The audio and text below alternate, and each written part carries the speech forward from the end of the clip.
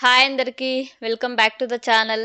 Oswal pumps limited ఈ company వచ్చేసి 2003లో అయితే స్టార్ట్ చేశారండి. వీళ్ళేంటంటే డిఫరెంట్ కైండ్ ఆఫ్ ఇండస్ట్రీస్‌కి సంబంధించిన వాటర్ పంప్స్‌ని వీళ్ళు మ్యానుఫ్యాక్చరింగ్ చేసి సెల్ చేస్తుంటారు. ఫర్ ఎగ్జాంపుల్ లైక్ ఫ్యాక్టరీస్ అవ్వచ్చు, ఫార్మ్స్ అవ్వచ్చు, హోమ్స్ అవ్వచ్చు. ఈ డిఫరెంట్ కైండ్ ఆఫ్ వాటర్ పంప్స్‌ని వీళ్ళు మ్యానుఫ్యాక్చరింగ్ చేస్తారు. అండ్ అందులో వీళ్ళు మ్యానుఫ్యాక్చరింగ్ చేసే ప్రొడక్ట్ నేమ్ వచ్చేసి solar pumps, submersible pumps, monoblock pumps, pressure pumps, sewage pumps, electric Motors and దీంతో పాటు వీళ్ళు wires and cables, electric panels అంటే ఎండ్ టు ఎండ్ సర్వీసెస్‌ని ప్రొవైడ్ చేస్తారు. మ్యానుఫ్యాక్చరింగ్ నుంచి ఇన్‌స్టాలేషన్ దాకా. వీళ్ళేంటంటే మెయిన్‌గా గవర్నమెంట్ ప్రాజెక్ట్‌లకు వర్క్ చేస్తుంటారు. అండర్ పీఎంకేయూఎస్యూఎం స్కీమ్ కింద. సో, ఈ ఫార్మర్స్ ఎవరైతే ఉంటారో వీళ్ళకి ఈ సోలార్ పంప్ సిస్టమ్స్‌నైతే ఇన్‌స్టాల్ చేస్తుంటారు అండర్ గవర్నమెంట్ ప్రాజెక్ట్‌లో. అండ్ ఇప్పటిదాకా వీళ్ళు 26,270 సోలార్ పంప్ సిస్టమ్స్‌ని ఇన్‌స్టాల్ చేసినట్టు చెప్తున్నారు. డిఫరెంట్ స్టేట్స్‌లో లైక్ హర్యానా, రాజస్థాన్, ఉత్తరప్రదేశ్, మహారాష్ట్రలో. అండ్ అంతేకాదు వీళ్ళ ఫ్యాక్టరీ వచ్చేసి హర్యానాలో ఉంది. అండ్ మెయిన్‌గా 2022లో 473 డిస్ట్రిబ్యూటర్స్ ఉంటే వీళ్ళకి 2024కి అది 636 డిస్ట్రిబ్యూటర్స్‌గా ఎక్స్‌పాండ్ అయ్యారు వీళ్ళ రీచ్ అనేది. అండ్ అంతేకాదు వితిన్ ఇండియాలోనే కాకుండా 17 కంట్రీస్‌కి వీళ్ళ ప్రొడక్ట్‌ని వీళ్ళు సెల్ చేసినట్టు చెప్తున్నారు. అండ్ అందులో మెయిన్‌గా 3 కంట్రీస్ వచ్చేసి Asia, middle east, north Africa అన్నట్టు చెప్తున్నారు. అండ్ కంపెనీలో ఇప్పటిదాకా 164 ఎంప్లాయీస్ ఉన్నట్టు చెప్తున్నారండి. పర్టిక్యులర్‌గా ఈ గవర్నమెంట్ స్కీమ్స్‌కి వీళ్ళు డైరెక్ట్‌గా వర్క్ చేస్తే వాటి నుంచి వచ్చే రెవెన్యూ వచ్చేసి 44% రెవెన్యూ వస్తున్నట్టు చెప్తున్నారు. అండ్ నెక్స్ట్ ఈ స్కీమ్స్‌కి డిఫరెంట్ కంపెనీస్ వర్క్ చేస్తాయి కదా! వాళ్ళకు కూడా వీళ్ళ ప్రొడక్ట్‌ని సెల్ చేస్తారంట. అండ్ అందులో నుంచి వీళ్ళకు 15% రెవెన్యూ వస్తున్నట్టు చెప్తున్నారు.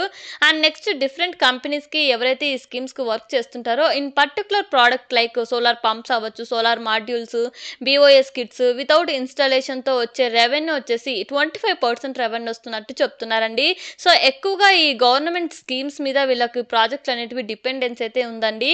And coming to the financial data అండి. వీళ్ళు 2022 నుంచి 24కి వీళ్ళ ప్రొడక్ట్ యొక్క డిమాండ్ హైగా ఇంక్రీజ్ అయ్యాయి. అండ్ సేల్స్ కూడా బాగా పెరిగాయి. సో, దానివల్ల మేము రెవెన్యూలో గ్రోత్ అయితే చూసామని చెప్తున్నారు. సో, 2022 నుంచి 36 క్రోర్స్ ఉంటే 2024కి 1000 క్రోర్స్ పైగా అయితే రెవెన్యూలో గ్రోత్ వచ్చింది. అండ్ అంతేకాదు ప్రాఫిటబిలిటీ పరంగా కూడా వీళ్ళు స్ట్రాంగ్‌గా ఉన్నారు. 2022లో 16 క్రోర్స్ ఉంటే 2024కి వీళ్ళు 216 క్రోర్స్ పైగా గ్రోత్ అయితే చూపిస్తున్నారు. సో, ఓవరాల్‌గా మార్జిన్స్ విషయానికొస్తే 12% అయితే మెయింటైన్ అవుతున్నాయండి. నెక్స్ట్ ఏంటంటే రిటర్న్ ఆన్ క్యాపిటల్ చూసినట్లయితే 81%, రిటర్న్ ఆన్ నెట్ వర్త్ అయితే 88% ఉన్నట్టు చెప్తున్నారు. సో, ఈ వీటిలో మాసివ్ గ్రోత్ అయితే కనపడుతుంది.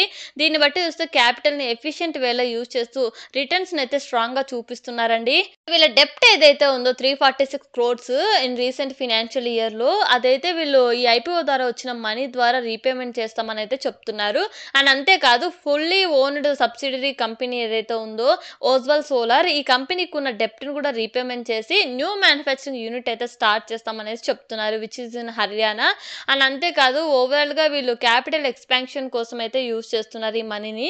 సో, బిజినెస్ ఎక్స్‌పాన్షన్ అయితే జరుగుతుంది. పోస్ట్ ఐపీఓ తర్వాత వీళ్ళు డెప్ట్ ఫ్రీ అవుతారు. అండ్ యాస్ ఆఫ్ నౌ కూడా వీళ్ళ పెర్ఫార్మెన్స్ స్ట్రాంగ్ గానే ఉంది. ఫినాన్షియల్ వైస్‌గా బిజినెస్ గ్రోత్ కూడా. సో, దీన్ని బట్టి చూస్తే మనం బెటర్ గ్రోత్‌ని అయితే ఎక్స్‌పెక్ట్ చేయొచ్చండి పోస్ట్ ఐపీఓ తర్వాత కూడా. నెక్స్ట్ సెక్టార్ వైస్‌గా మనం రెవెన్యూ చూసినట్లయితే ఆల్రెడీ చెప్పాను కదా! గవర్నమెంట్ స్కీమ్స్‌కి వీళ్ళు ఎక్కువగా వర్క్ చేస్తున్నారని. సో, అగ్రికల్చర్ సెక్టార్స్ నుంచి వీళ్ళకి ఆల్‌మోస్ట్ ఆల్ 96% రెవెన్యూ వస్తుందండి. రెసిడెన్షియల్ సెక్టార్ నుంచి వీళ్ళకు 2% రెవెన్యూ, ఇండస్ట్రియల్ సెక్టార్స్ నుంచి 1.7% రెవెన్యూ వస్తుంటే అండ్ లొకేషన్ వైస్‌గా మనం రెవెన్యూ చూసినట్లయితే హర్యానా నుంచి 72% రెవెన్యూ వస్తున్నట్టు చెప్తున్నారు. అండ్ మహారాష్ట్ర నుంచి 7%, ఉత్తరప్రదేశ్ నుంచి 6%, రాజస్థాన్ నుంచి 4% రెవెన్యూ వస్తున్నట్టు చెప్తున్నారండి.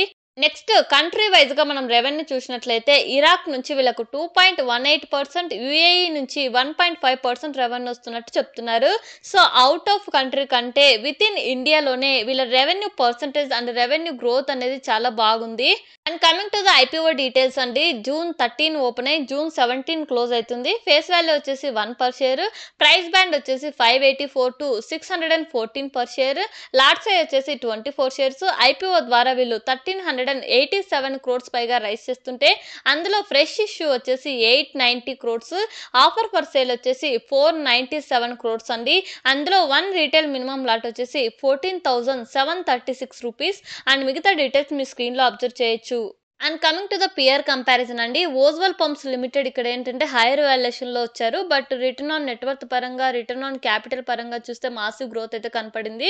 సో, దీన్ని బట్టి చూస్తే రిటర్న్స్ అనేది వెరీ అట్రాక్టివ్ వాల్యుయేషన్స్‌తో ఉన్నారు వీళ్ళు. బట్ హైయర్ వాల్యుయేషన్‌లో అయితే వస్తున్నారు. అండ్ కిర్లోస్కర్ బ్రదర్స్ లిమిటెడ్ ఇక్కడ బెటర్‌గా పర్ఫార్మ్ చేస్తుందండి. లిస్టెడ్ పియర్స్‌తో పోలిస్తే పీఈ రేషియో కూడా మోడరేట్‌గా ఉంది. అండ్ ఓవరాల్ పర్ఫార్మెన్స్ కూడా బాగుంది. బట్ ఓజ్వల్ పంప్స్ లిమిటెడ్ కూడా అంతా తీసి పడేయడానికైతే ఏం లేదు. వీళ్ళ వాల్యూస్ కూడా అట్రాక్టివ్‌గానే ఉన్నాయి. అండ్ ఆఫ్టర్ పోస్ట్ ఐపీఓ తర్వాత వీళ్ళు డెబ్ట్ ఫ్రీ అవుతారు కాబట్టి మనం గ్రోత్‌ని అయితే ఎక్స్‌పెక్ట్ చేయొచ్చు. ఇంకొక పాయింట్ ఏంటంటే ఇక్కడ సోలార్ అగ్రికల్చర్ పంప్స్ సప్లై చేయడంలో one of the largest supplier వచ్చేసి ఓజ్వల్ పంప్సే అండి.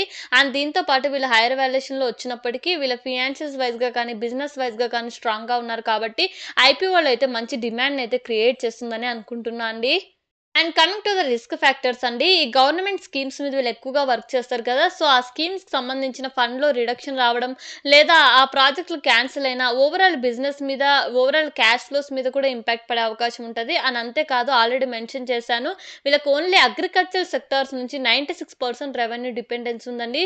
సో, ఆ అగ్రికల్చర్ సెక్టార్స్‌లో ఏదైనా ఇంపాక్ట్ జరిగితే వీళ్ళ overall business and financial cash flows మీద కూడా ఎక్కువగా ఇంపాక్ట్ పడే అవకాశం ఉంటది. సో, ఇవండి risk factors and positive and negative కూడా నేను ఆల్రెడీ మెన్షన్ చేసేసాను. సో, ఓవరాల్ పర్ఫార్మెన్స్ వైస్‌గా నాకు స్ట్రాంగ్‌గానే ఉన్నారు కాబట్టి నేనైతే ఈ ఐపీఓలో పార్టిసిపేట్ చేద్దాం అనుకుంటున్నా. వితిన్ 4-5 మినిట్స్‌లో ఆ పర్టిక్యులర్ ఐపీఓకి కావాల్సిన ఆల్ ఇంపార్టెంట్ పాయింట్స్ అయితే నేను మెన్షన్ చేస్తున్నాను. అందరూ స్కిప్ చేసి చూస్తున్నారు. ప్లీజ్ కంప్లీట్‌గా చూడండి. అప్పుడే మీకు ఆ ఐపీఓ గురించి పూర్తి అవగాహన అయితే వస్తుందండి. అండ్ యాస్ ఆఫ్ నౌ వచ్చేసి గ్రే మార్కెట్ ప్రీమియం 12% అయితే మెయింటైన్ అయితుందండి. ఇది చేంజ్ కూడా అవ్వచ్చు. ఒకవేళ మీరు ఈ ఐపీఓలో పార్టిసిపేట్ చేయాలనుకుంటే మీ ఓన్ అనాలిసిస్ ఆర్ ఎల్స్ మీ ఫినాన్షియల్ అడ్వైజర్‌తో కనెక్ట్ అయిన తర్వాత డెసిషన్ తీసుకోండి. And thank you for watching.